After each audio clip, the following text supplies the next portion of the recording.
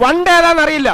ഒരു മന്ത്രിക്ക്, ഒരു ഗവൺമെന്റിന്, ഒരു മുനിസിപ്പാലിറ്റിക്ക് ആയിരക്കണക്കിന് ജനങ്ങളെ ബുദ്ധിമുട്ടിക്കുന്ന ഒരു റോഡ് പരിഹരിക്കാൻ പറ്റത്തില്ലെങ്കിൽ പോലീസ് വന്ന് ഞങ്ങളെ അറസ്റ്റ് ചെയ്ത് മാറ്റിയേക്കാം. ഈ അഴിമതിക്ക് പോലീസും ഇവിടുത്തെ ഉദ്യോഗസ്ഥരും മന്ത്രി അടക്കം കൂട്ടുനിന്നാൽ മരണം വരെ ഞങ്ങൾ ഇവിടെ സമരം ചെയ്യും. റോഡാണോ ഇത്, തോടാണോ? റോഡാണോ ഇത്, തോടാണോ? പറയൂ പറയൂ അധികാരികളെ. പത്തനംതിട്ട ജില്ലയിൽ തിരുവല്ല കുമ്പഴ സംസ്ഥാന പാതയിൽ പത്തനംതിട്ട സെൻട്രൽ ജംഗ്ഷൻ മുതൽ കുമ്പഴ വരെയുള്ള ഭാഗത്ത് റോഡ് പൊട്ടിപ്പൊളിഞ്ഞു കിടക്കുന്നത് നാട്ടുകാരിലും ഒപ്പം തന്നെ യാത്രക്കാരിലും വലിയ പരാതിക്ക് ഇടയാക്കിയിരുന്നു. എല്ലാ കാലങ്ങളിലും ഈ ഗട്ടറുകൾ താൽക്കാലികമായി അടയ്ക്കുകയാണ് പതിവ്. പക്ഷേ നാട്ടുകാരുടെ ആവശ്യം ഇത് പൂർണ്ണമായും റീടാർ ചെയ്ത് ഗതാഗത യോഗ്യം ആക്കണം എന്നുള്ളതാണ്. പതിവ് പോലെ ഇപ്രാവശ്യവും ഇവിടെ ഈ റോഡിലെ ഗട്ടർ താൽക്കാലികമായി അടയ്ക്കുന്നുണ്ട്. ഇങ്ങനെ റോഡിലെ ഗട്ടർ താൽക്കാലികമായി അടയ്ക്കുന്നത് ശാസ്ത്രീയമായിട്ടല്ല എന്നൊരു പരാതി പലപ്പോഴും നാട്ടുകാർ ഉന്നയിക്കുന്നു. ഇപ്പോൾ ദൃശ്യത്തിൽ കാണാം, ഇവിടെ മെറ്റൽ ഇങ്ങനെ കൂട്ടിയിട്ട് ആ വലിയ ഗട്ടർ അടയ്ക്കുന്ന ആ ഒരു ജോലിയിലാണ് ഈ ജോലിക്കാർ ഉള്ളത്. ഇത് പക്ഷേ തൽക്കാലത്തേക്ക് ഇങ്ങനെ കുഴി അടയുമെങ്കിലും വീണ്ടും ഒരു മഴയൊക്കെ പെയ്ത് ഈ ഗട്ടറിൽ വെള്ളമൊക്കെ നിറഞ്ഞ് വാഹനങ്ങൾ തുടർച്ചയായി പോകുമ്പോൾ ഇപ്പോൾ ഈ കാണുന്ന നിർമ്മാണം അത് നിലനിൽക്കില്ല എന്നാണ് പരാതി ഉയർന്നിരിക്കുന്നത്. ഇതിപ്പോൾ സെൻട്രൽ ജംഗ്ഷൻ മുതൽ കുമ്പഴ വരെയാണ്. ഏകദേശം ഒരു 2 കിലോമീറ്ററോളം ദൂരത്താണ് ഇങ്ങനെ കുഴി അടയ്ക്കുന്ന പ്രവൃത്തി നടക്കുന്നത്. നാട്ടുകാരൊക്കെ പറയുന്നത് എന്തിനാണ് ഇങ്ങനെ ഒരു വർഷത്തിൽ 5-ലധികം തവണ ഇങ്ങനെ അറ്റകുറ്റപ്പണികൾ നടത്തുന്നത്? ആ പണം ഉണ്ടെങ്കിൽ പൂർണ്ണമായും റോഡ് റീടാർ ചെയ്ത് അത് റബ്ബറൈസ്ഡ് നിലവാരത്തിൽ തന്നെ റീടാർ ചെയ്ത് ഉപയോഗയോഗ്യമാക്കിക്കൂടെ എന്നാണ് നാട്ടുകാർ ചോദിക്കുന്നത്. ഇപ്പോൾ പൊതുപ്രവർത്തകനായിട്ടുള്ള നഹാസ് പത്തനംതിട്ട നമ്മോടൊപ്പമുണ്ട്. ഇത് നാട്ടുകാർ സ്ഥിരം ഉന്നയിക്കുന്ന ഒരു കാര്യമാണ്. ഗട്ടർ ഇവിടെ രൂപാന്തരപ്പെടുന്നു, പെട്ടെന്ന് തന്നെ താൽക്കാലികമായിട്ട് കുഴി അടയ്ക്കുന്നു. എന്താണ് ശരിക്കും നാട്ടുകാർ ആവശ്യപ്പെടുന്നത്? നാട്ടുകാരാവശ്യപ്പെടാൻ തുടങ്ങിയിട്ട് വർഷങ്ങളായി. ഈ 2 കിലോമീറ്റർ, ഈ പത്തനംതിട്ട മുതൽ കുമ്പഴ വരെയുള്ള ഈ റോഡ് ഞങ്ങൾ ദുരിതം കൊണ്ട് ഇവിടെ ബുദ്ധിമുട്ടുകയാണ്. ഞങ്ങളിവിടെ നെൽകൃഷി നടത്തി പ്രതിഷേധിച്ചു, അതിനുശേഷം വാഴകൃഷി നടത്തി പ്രതിഷേധിച്ചു, അതിനുശേഷം കഴിഞ്ഞ ശബരിമല സീസണിൽ ഞങ്ങൾ മിറ്റലും മണലും കൊണ്ടുവന്ന ഈ റോഡുകൾ മുഴുവൻ നികത്തി. എന്നിട്ടും ഇവർ ഈ അറ്റകുറ്റപ്പണികൾ മാത്രം നടത്തി ഇപ്പോൾ അടുത്ത സീസണിൽ കബളിപ്പിക്കുകയാണ് ജനങ്ങളെ. ഇത് 2 ദിവസം നിലനിൽക്കില്ല.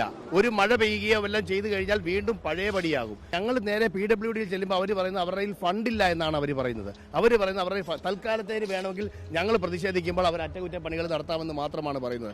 അല്ലാതെ അവർ ഇതിനെപ്പറ്റി പൂർണ്ണമായി ഒന്നും പറയുന്നില്ല. ഞാൻ നിരന്തരം ഇവിടുത്തെ അധികാരികളോട് ഈ റോഡിന്റെ അവസ്ഥ പറയുന്നതാണ്. നമുക്ക് നോക്കിയാൽ കാണാം, പത്തനംതിട്ടയിൽ പൊതുജനങ്ങൾ ഏറ്റവും കൂടുതൽ ഉപയോഗിക്കുന്ന പത്തനംതിട്ട ടൗണിലേക്ക് കടന്നു പോകുന്ന 1ാമത്തെ റോഡാണ് ഈ റോഡ്. ഈ റോഡ് വെട്ടിപ്പൊളിച്ചിടാൻ തുടങ്ങിയിട്ട് ഏകദേശം 7-8 വർഷം പിന്നിടുകയാണ്. നിങ്ങൾ തന്നെ എത്ര തവണ ഈ റോഡിന്റെ ശോചനീയാവസ്ഥയെക്കുറിച്ച് റിപ്പോർട്ട് ചെയ്തിട്ടുള്ളതാണ്. അതുകൊണ്ട് ഞങ്ങൾക്ക് ഇപ്പം പറയാനുള്ളത്, ഇത് വെറും മിനുക്കുപണി മാത്രം. ഇത് ഇന്നിവർ പണിഞ്ഞിട്ട് പോകും, നാളെ പൊളിഞ്ഞ് ഇത് താറുമാറായി പോകുന്ന അവസ്ഥയാണുള്ളത്. പലപ്പോഴായിട്ട് പണിഞ്ഞ ഫണ്ടുണ്ടെങ്കിൽ ഈ റോഡ് വളരെ മെച്ചമായ രീതിയിൽ, ജനങ്ങൾക്ക് ആവശ്യമായ രീതിയിൽ, വളരെ മെച്ചമായ രീതിയിൽ പണി കഴിപ്പിക്കാം എന്നതിൽ യാതൊരു സംശയമില്ല.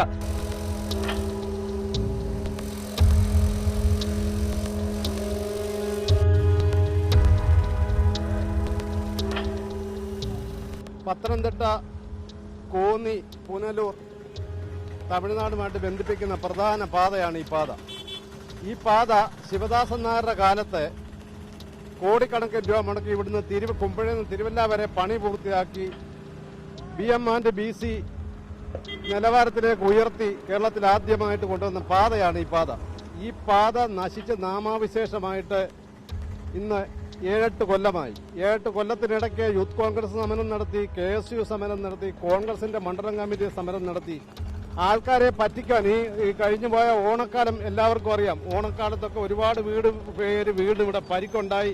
ചിലരുടെ നടുവൊടിഞ്ഞു, ചിലരുടെ കാലൊടിഞ്ഞു, തലപൊട്ടി, അങ്ങനെ നിരവധി ആശുപത്രി രേഖകൾ പരിശോധിച്ചാൽ നിങ്ങൾക്ക് മനസ്സിലാക്കും. ഈ റോഡിൽ നിന്ന് പോലീസ് രേഖകൾ പരിശോധിക്കാൻ മനസ്സിലാക്കും.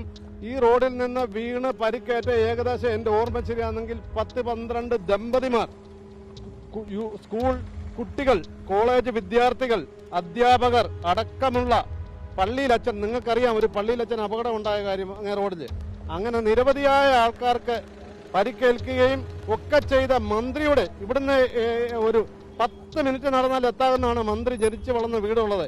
ഈ മണ്ഡലത്തിൽ നിന്ന് മന്ത്രി MLA ആയിട്ട് ജയിപ്പിച്ചെടുത്ത് അവർ കേരള സംസ്ഥാനത്ത് ഒരു മന്ത്രിയായി പ്രധാനപ്പെട്ട വകുപ്പ് കൈയാളുമ്പോൾ ആ MLAയുടെ സ്ഥലം ഇതേപോലെ ശോചനീയമായിട്ട് കിടക്കുന്ന ഒരവസ്ഥ ഇവിടെ ഉണ്ടായിട്ടില്ല.